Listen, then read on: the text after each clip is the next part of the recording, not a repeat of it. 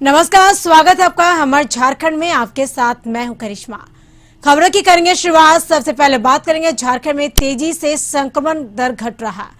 लगातार संक्रमितों की अपेक्षा कोरोना संक्रमण से स्वस्थ होने वालों की संख्या तेजी से बढ़ रही है, जिस कारण एक्टिव केस अब 7,307 हो गया और राज्य में बीते 24 घंटे में 532 नए कोरोना पॉजिटिव मरीज मिले, जबकि 1,272 मरीज स्वस्थ होकर घर लौट चुके हैं।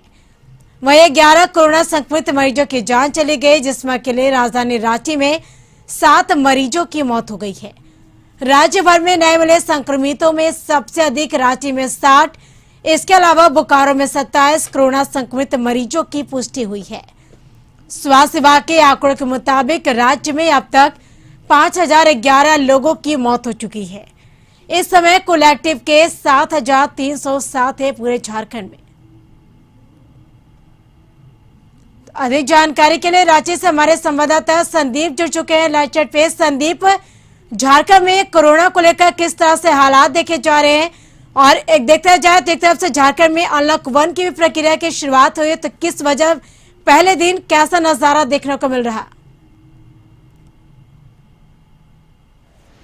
यदि पूरे झारखंड की बात करें तो लगातार जो संक्रमण है उसकी दर में गिरावट हो रही है। वहीं जो मृतकों की संख्या है पहले काफी अधिक हुआ करती थी, उसमें भी अब काफी गिरावट देखने को मिली है। यही वजह है कि राज्य सरकार ने जो मिनी लॉकडाउन राज्य में लगाया था उसमें अब कहीं न कहीं छूट दे रही है, और आज से जो अनलॉक 1 की जो प्रक्रिया है उसकी शुरुआत की गई है, जिसके अंतर्गत 9 ऐसे जिले हैं जिसमें रांची भी शामिल है। उन जिलों में कपड़े, जूते और ज्वेलरी की दुकान है वह अभी तक यानी 10 तारीख तक नहीं खुलेगी। यानी 10 तारीख तक जो मिनी लॉकडाउन है वह लगाया गया है राज्य में, पर राज्य के 24 जिलों में से 15 ऐसे जिले हैं जहां अनलॉक 1 का जो आज से जो लोग हैं वे उसका एक फायदा उठा सकते हैं। जैसे वहां पे जो ज्वेलरी है, कपड़े की दुकान है या फिर जूते चप्पल की दुकान है, उन 15 जिलों में आज से सभी दुकानें खुलेंगी। हालांकि इसके खुलने का समय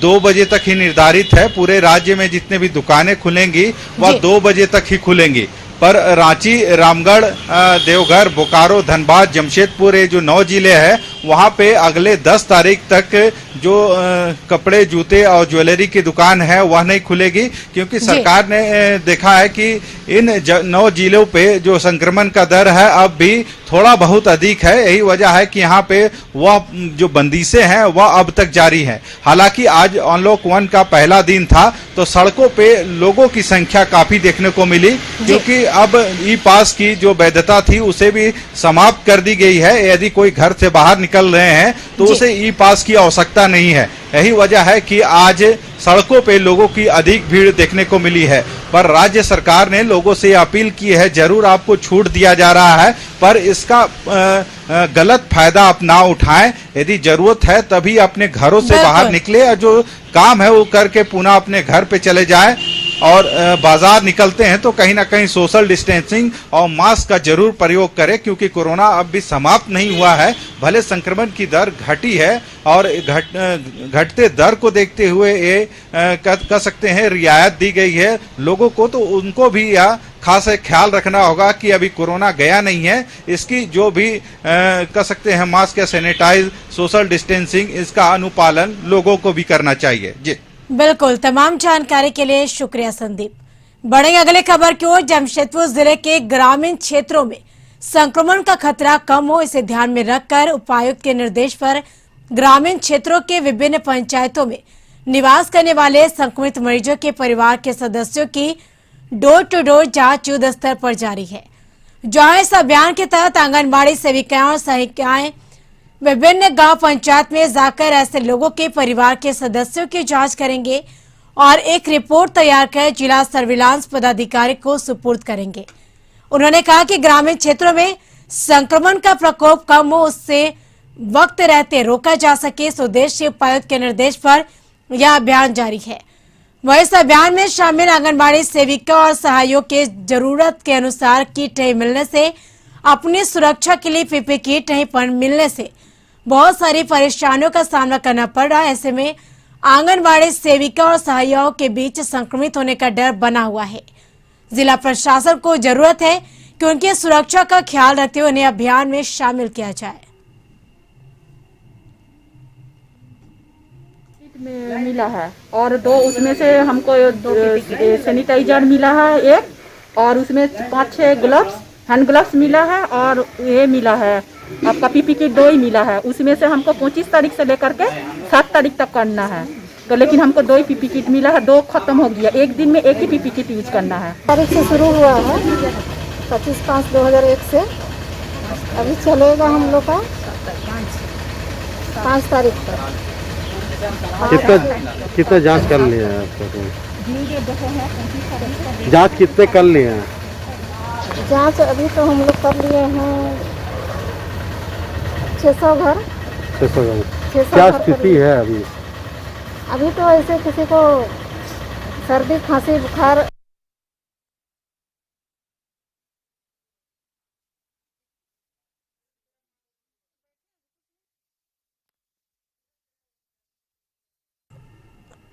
तो जमशेदपुर जिले के ग्रामीण क्षेत्रों में संक्रमण का खतरा कम हो, इसे ध्यान में रखकर उपायुक्त के निर्देश पर ग्रामीण क्षेत्रों के विभिन्न पंचायतों में निवास करने वाले संक्रमित मरीजों के परिवार के सदस्यों की अब डोर टू डोर जांच युद्ध स्तर पर जारी है।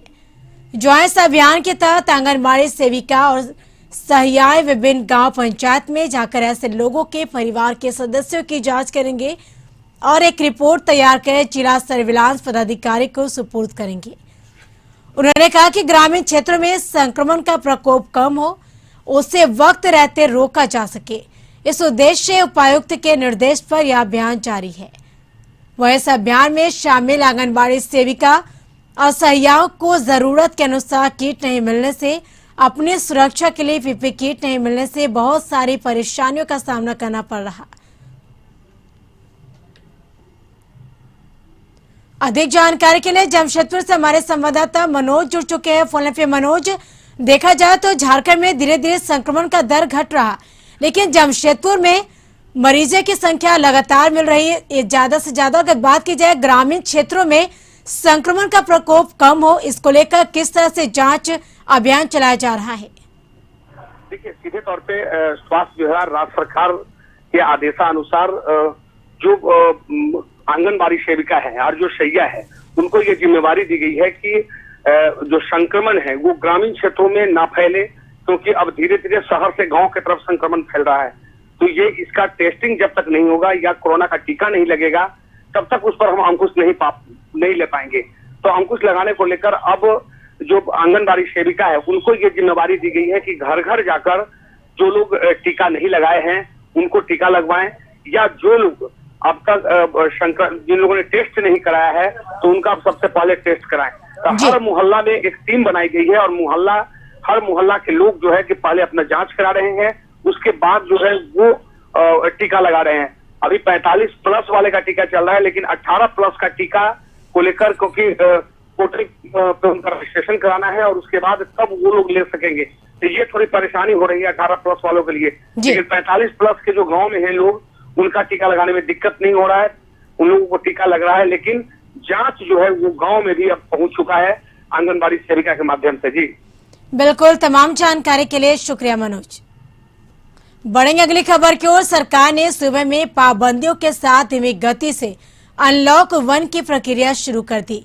दवा दुकानें, पेट्रोल पंप, सीएनजी, एलपीजी और टॉयलेट को छोड़कर अन्य सभी दुकानें 2 बजे तक ही खुलेगी। लोहरदगा में भी कम संक्रमण होने के कारण यहां के कपड़े दुकान, बर्तन दुकान, ज्वेलरी दुकान से सारे दुकान खोल दी गई। दुकान मालिक और ग्राहक ने कहा कि सरकार का कदम एक बेहतर कदम है और लोगों को इससे राहत मिलेगी, इसका वो स्वागत करते हैं। वो तो ठीक है, लेकिन इसमें टाइमिंग कम से कम 5 बजे तक का होना चाहिए था। अब 10 बजे दुकान खुलता है, मार्केट 10 बजे खुलता है, 2 बजे बंद कर देना है। लेकिन नई पर में भी ये कुछ ठीक है। यहाँ खुलने से तो बहुत समस्याओं का हल हुआ। शादी ब्याह एवं त्योहारों के लिए तो कपड़े लेने पड़ते थे और बंद रहने के कारण बहुत कठिनाइयों का सामना करना पड़ा। आज के परिप्रेक्ष्य में जिस तरह से कोरोना पूरे विश्व के लिए एक महामारी के रूप में फैल गया है और थर्ड फेज आने की भी संभावना है, इस लिहाज से थोड़ी आर्थिक तो कठिनाई सबों को होगी ही, लेकिन जान है तो जहान है। और स्टेज वाइज जिस तरह से अनलॉक किया जा रहा है, वाकई में ये सराहनीय। Private school and children welfare association के प्रदेश अध्यक्ष आलोक कुमार दुबे ने सीबीएसई और मानव संसाधन विकास विभाग के द्वारा 12वीं के छात्रों की परीक्षा रद्द करने का स्वागत किया है। प्रदेश अध्यक्ष आलोक कुमार दुबे ने कहा कि पिछले 6 महीनों से एसोसिएशन छात्रों की सुरक्षा के लिए लगातार भारत सरकार के शिक्षा मंत्री और सीबीएसई के पदाधिकारियों से 12वीं की परीक्षा रद्द करने की मांग करता आ रहा था और अब सीबीएसई का यह फैसला पिछले 15 महीनों से मानसिक तौर पर बीमार छात्रों के लिए संतोषजनक है। बच्चे कोरोना वायरस महामारी के कुप्रभाव से काफी हद तक ग्रसित हो गए थे। हजारों बच्चों ने अपने माता पिता परिजनों को खोया है। ऐसे में उनकी तैयारियां भली भांति रूप से नहीं हो सकी। उनके विद्यालय बंद थे और ऑनलाइन पढ़ाई भी संतोषजनक नहीं थी। ऐसे में सीबीएसई के द्वारा परीक्षा की तिथि बढ़ाते रहने से भी उनका मनोबल छोटा होता जा रहा था, जिसकी वजह से वर्तमान का लिया गया निर्णय बच्चों के हित में श्रेयस्कर कदम है। समाइल अहमद जी के नेतृत्व में लोगों ने कई पत्र लिखे और अनुरोध किया। आज स्वागत करते हैं सीबीएसई के और मानव संसाधन विकास विभाग के आज के इस फैसले से हजारों लाखों करोड़ों छात्रों ने राहत की सांस ली है और इस निर्णय के बाद अभिभावक और बच्चे अगले क्लास में जब जाएंगे बच्चे तो और तीव्रता के साथ अपनी पढ़ाई में मन लगाएंगे। बच्चे हमारे देश के गौरव हैं, हमारे भविष्य हैं। साहिबगंज की महिला थाना प्रभारी रूपा तिर्की की मौत की सीबीआई जांच की मांग को लेकर रांची के अल्बर्ट एक्का चौक पर मानव श्रृंखला बनाया गया, जिसमें आदिवासी समाज के लोग काफी संख्या में शामिल हुए और रूपा तिर्की हत्याकांड में सीबीआई जांच की मांग कर रहे हैं। आदिवासी समुदाय के लोगों के साथ रूपा तिर्की के माता पिता भी इस मानव श्रृंखला में शामिल हुए और अपनी बेटी की हत्या की सीबीआई जांच की मांग सरकार से कर रहे हैं।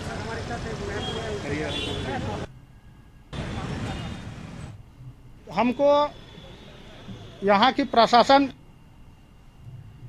नहीं, हमको सीबीआई जांच चाहिए और दूध का दूध पानी का पानी कर दिया जाए, बस ये मेरा मानना है। और सबसे बड़ी बात हम लोगों को शर्म आ रही है इस झारखंड पुलिस के अधिकारियों से, के पदाधिकारी बना के रखा हुआ है, उनका ऑडियो है, उनको सरेआम बेइज्जत किया जा रहा है। मरने के बाद भी उसको न्याय नहीं मिलने दिया जा रहा है और उसको बार बार आत्महत्या घोषित किया जा रहा है, जिसे हम लोग नहीं मानेंगे। हम लोग चाहते हैं सीबीआई जांच हो और ये होना ही चाहिए। जब तक नहीं होगा हम लोग इसी तरह से रोड पे हम लोग प्रदर्शन करते। अखिल भारतीय कांग्रेस कमेटी के निर्देशानुसार झारखंड प्रदेश कांग्रेस कमेटी के अध्यक्ष डॉक्टर रामेश्वर उरांव के नेतृत्व में पूरे प्रदेश में speak up for free universal vaccination social media campaign चलाया गया और सोशल मीडिया प्लेटफॉर्म पर वीडियो अपलोड कर प्रधानमंत्री से मुफ्त यूनिवर्सल टीकाकरण सुनिश्चित करने की मांग की गई। अध्यक्ष डॉक्टर रामेश्वर उरांव ने सोशल मीडिया पर वीडियो अपलोड करने के उपरांत मीडिया कर्मियों से बात करते हुए कहा कि जब से आदेश आजाद हुआ है तब से केंद्र सरकार की यह नीति रही है कि जितने भी तरह की महामारियों के लिए टीके का निर्माण हुआ है, देश में छोटे बच्चों से लेकर बड़े बूढ़े बुजुर्गों महिलाओं को मुफ्त टीका देती रही है। लेकिन वर्तमान में पता नहीं क्यों केंद्र की सरकार ऐसी नीति बना रही कि राज्यों को अपने संसाधनों से खरीदकर टीका उपलब्ध कराना पड़ रहा है। केंद्र की सरकार युद्ध स्तर पर वैक्सीन उपलब्ध कराए ताकि वर्ष के अंतिम तक हम अपने लोगों को वैक्सीनेट कर सके। जा रही है वर्तमान में दुनिया में कोरोना फैला हुआ है और दुनिया के सभी देश, जो मेरी जानकारी है, हमें जानकारी मिली है कि सभी देश इस नीति का पालन कर रहे हैं। सभी अपने नागरिकों को फ्री का टीका दे रहे हैं, चाहे अमेरिका हो चाहे यूरोप के कंट्री हो, ये सभी दे रहे हैं। ये भारत में ही ये कहा जा रहा है कि राज्य अपना खरीदे 18 प्लस के लोगों के लिए टीका और उनको दें। ये नीति अच्छी नहीं है, पुरानी नीति अच्छी है। भारत के हम नागरिक हैं, हमको पुरानी नीति से सरकार को चलना चाहिए और फ्री का टीका सबों को, जितना भी छोटे हो या बड़े हो, सबको फ्री का टीका देना चाहिए। एक और जहां वैश्विक महामारी कोरोना वायरस देश के विकास को कम कर रहा, वहीं कोयलांचल धनबाद में IIT ISM के छात्रों ने इतिहास रचा है। IIT ISM के 7 छात्रों को 54.57 लाख रुपए के सालाना पैकेज पर गूगल ने ऑफर दिया है।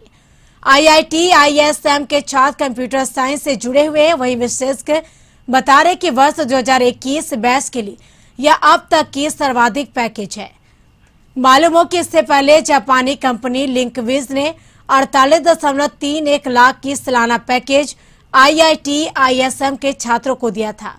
वहीं अप्रैल में गूगल ने 2 इलेक्ट्रॉनिक एवं कम्युनिकेशन इंजीनियरिंग तथा एक कंप्यूटर साइंस के छात्र को 44 लाख रुपए का सालाना पैकेज ऑफर दे चुके हैं। और बताया जा रहा है कि बीटेक समेत अन्य कोर्स के 656 छात्र छात्राओं का कैंपस प्लेसमेंट हो चुका है। और इतनी बड़ी रकम के सालाना पैकेज मिलने के बाद IIT ISM के छात्र छात्राओं के बीच काफी उत्साह देखा जा रहा, जबकि कैंपस प्लेसमेंट के लिए अब तक 144 कंपनियां रजिस्टर्ड है। ट्रेनिंग एंड प्लेसमेंट सेल हम लोग का देखता है और वेल डिजाइन होता है। नॉट ओनली गूगल तो दिया है, हमारे 7 छात्रों को काफ़ी पैकेज दिया, जैसा आप बता रहे हैं 54.57 के करीब सालाना पैकेज है लाख्स में। इसके अलावा करीब 144 कंपनियां हमारे यहाँ रजिस्टर्ड है और ये सभी कंपनियां आते हैं। गूगल ने हाईएस्ट पैकेज दिया है इस साल के लिए, बट और भी कंपनियां हैं, काफ़ी पैकेज दिया है। करीब 650 से ज़्यादा विद्यार्थियों का ऑलरेडी यहाँ पे प्लेसमेंट हो चुका है। और IIT ISM में ग्राफ दिन पर दिन बहुत तेज़ी से ऊपर भाग रहा है। बच्चों का प्लेसमेंट होना ये बड़ी सौभाग्य की बात है और बच्चे इसे काफ़ी उत्साहित है। बाघमारा डीएसपी निशा मुर्मू के निर्देश पर डीएसपी के हाउस गार्ड ने नगदा बस्ती के समीप मधुडी के बंद पड़े BCCL क्वार्टर के समीप जंगल में चले एक अवैध कोयला डिपो पर छापेमारी कर कई टन कोयला जब्त किया। जब्त कोयले को भाटडी OP पुलिस के हवाले कर दिया गया। वहीं जब्त अवैध कोयला को ले जाने के लिए भाटडी OP पुलिस को लोड कर ट्रैक्टर के द्वारा ले जाना पड़ा। बताया जा रहा है कि नगदा बस्ती से सटे नदुडी में बंद पड़े BCCL के क्वार्टर के समीप रात दिन बाहर से मजदूर बुलाकर यहां पर अवैध कोयला का माइंस खोलकर कोयला का कटिंग किया जाता है और हर दिन सैकड़ों बोरियां निकालकर जमा किया जाता है, जिससे रात के अंधेरे में ट्रक के द्वारा भेजा जाता है। नगदा बस्ती के समीप जंगल में डिपो खोलकर अवैध कोयले के कारोबार को बड़े पैमाने पर चलाया जा रहा था कोयला तस्करों की, लेकिन पुलिस ने उनके मंसूबे पर पानी फेर दिया। अधिकारी के आदेश के अनुसार नगदा जंगल में छापामारी किया गया, जिसमें अवैध कोयला बोरा में भर कर रखा हुआ है। भाटी को सूचित कर दिया, वो जब्त करके अपना आगे की कार्रवाई करेंगे। किसी गिरफ्तारी हुआ सर? नहीं, किसी की गिरफ्तारी नहीं, कोई नहीं थे। बेरमो थाना अंतर्गत आमटे नगर में रहने वाले 17 वर्षीय रंजीत कुमार और 18 वर्षीय सोनू कुमार ने एक ही रस्सी से घर के अंदर फांसी लगाकर अपनी जीवन लीला समाप्त कर ली। मृत दोनों युवक एक ही कमरे में थे और कमरे का दरवाजा लगा हुआ था। काफी देर तक कमरे का दरवाजा नहीं खोलने पर लोगों ने उन्हें आवाज लगाया तो कोई जवाब नहीं मिला, जिसके बाद परिजनों व आसपास के लोगों के सहयोग से दरवाजा खोलने पर देखा कि दोनों रस्सी के सहारे फंदे से लटके हुए थे, जिसके बाद मामले की सूचना पुलिस को दी गई। सूचना मिलने के बाद पुलिस मौके पर पहुंचकर मामले की छानबीन में जुट गई। का लड़का जो था वो दौड़ा करके मेरा घर में घुसा, बहन मेरे द्वार में बैठी हुई थी कुर्सी में। उसके बाद दौड़ के उसको मारा, मेरा बेटा को मारा, उसके बाद मेरा बहन को भी मारा। वहाँ पर चित्ते गिर गई, कुर्सी से पीछे चित्ते गिर गई, बेहोश हो गई। हम दौड़ करके गए बड़ा बाबू को, तब तक बड़ा बाबू को शायद पता हो गया था, बड़ा बाबू आ रहे थे थाना से। उसके बाद हम घर गए, देखे पूरा हालत खराब है मेरा बहन का। उसके बाद हम हॉस्पिटल लाए। लोहरदगा में पुलिस ने भाकपा माओवादी नक्सली संगठन के हार्डकोर नक्सली को गिरफ्तार किया। पुलिस पिछले 3 महीने से इसकी तलाश कर रही थी। मार्च 2021 में नक्सली के घर से पुलिस ने जिलेटिन अमोनियम नाइट्रेट विस्फोटक बरामद किया था। सरेंगदांग थाना क्षेत्र से इसकी गिरफ्तारी हुई है।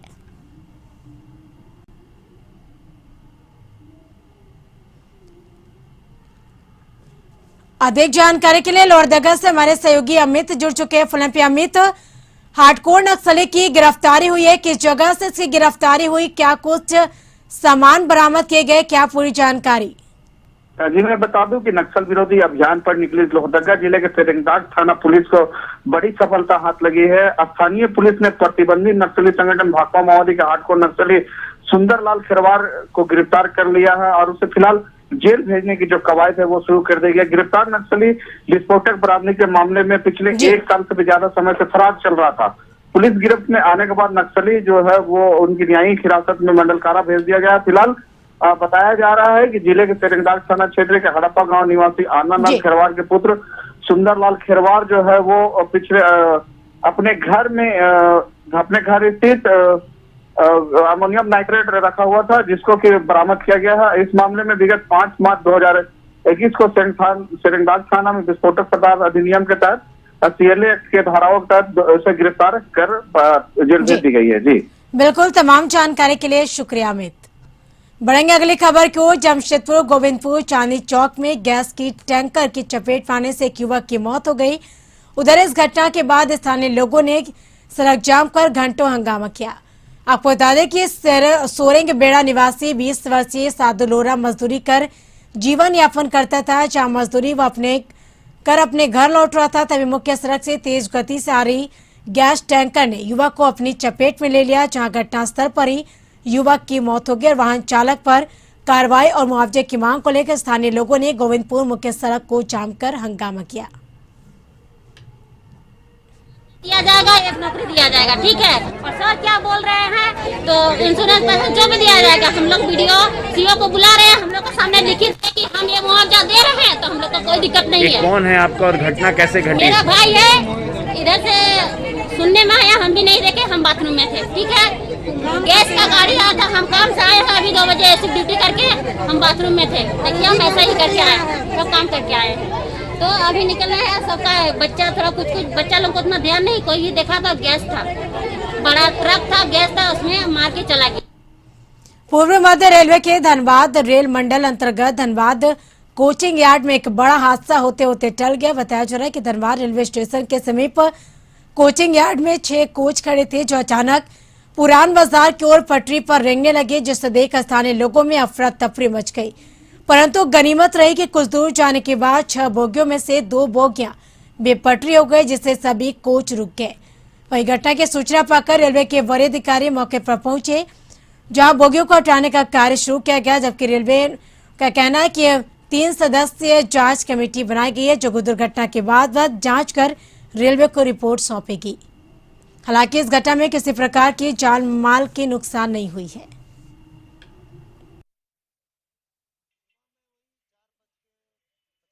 मिनट में हम जब जा रहे थे दुकान तो देखे कि इस तरफ से आ रहा लोहा करके। क्या आ रहा था? Train bogie. तो पब्लिक में हड़कम मच गई क्या? हड़कम तो मच गया। फिर उसके बाद क्या हुआ? सब इधर उधर भागने लगा जी। उसके बाद उधर से लोहड़ने के बाद यहीं पे आके ब्रेक मारा, रुक गया, मतलब ऑटोमेटिक रुक गए यहाँ पे। तो आप लोग उस टाइम कहाँ पे थे? उस टाइम यहीं पे थे, आगे में यहीं पे थे आप लोग। जामताड़ा से खबर। राष्ट्रीय बागवानी मिशन ने नाला प्रखंड के निर्मल माझी की तकदीर बदल दी। लगभग 8 एकड़ पथरीली जमीन पर उन्होंने वर्ष 2010 में विभिन्न प्रजाति के लगभग 1000 आम के पौधे लगाए थे और आज सभी आम के पेड़ फल दे रहे हैं। यही नहीं, पिछले 2 वर्षों से उन्हें प्रत्येक वर्ष 5 से 6 लाख का इनकम हो रहा। निर्मल माझी ने बताया कि जिस पथरीली जमीन को बेकार समझकर उस पर ईंट भट्टा तैयार करते थे और जहां तहां गड्ढा कर दिया गया था, आज वही जमीन सोना उगल रही है। निर्मल माझी के बगीचा के आम को बंगाल, धनबाद, बोकारो, रांची के व्यापारी खरीद कर ले जाते हैं। वहीं इस लॉकडाउन में जहां सभी का कारोबार मंदा है, वहीं उन्हें अच्छी आमदनी हो रही है।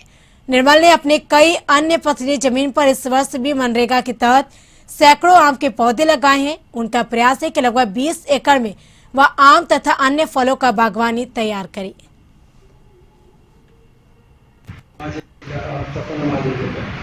उन्होंने बहुत मुश्किल के साथ बहुत मन के साथ, जिसको बोलते हैं लगन के साथ, कम से कम 6 एकड़ आम का बागवानी तैयार किया। और जिसके तहत लगभग 6 लाख रुपया की प्राप्ति इस साल हुई थी। यानी कि दोनों किसान बागवानी से 3-3 लाख रुपया का आमदनी। इसी के साथ इस बुलेटिन में फिलहाल इतना ही। आप बने रहिए कशिश न्यूज के साथ। नमस्कार।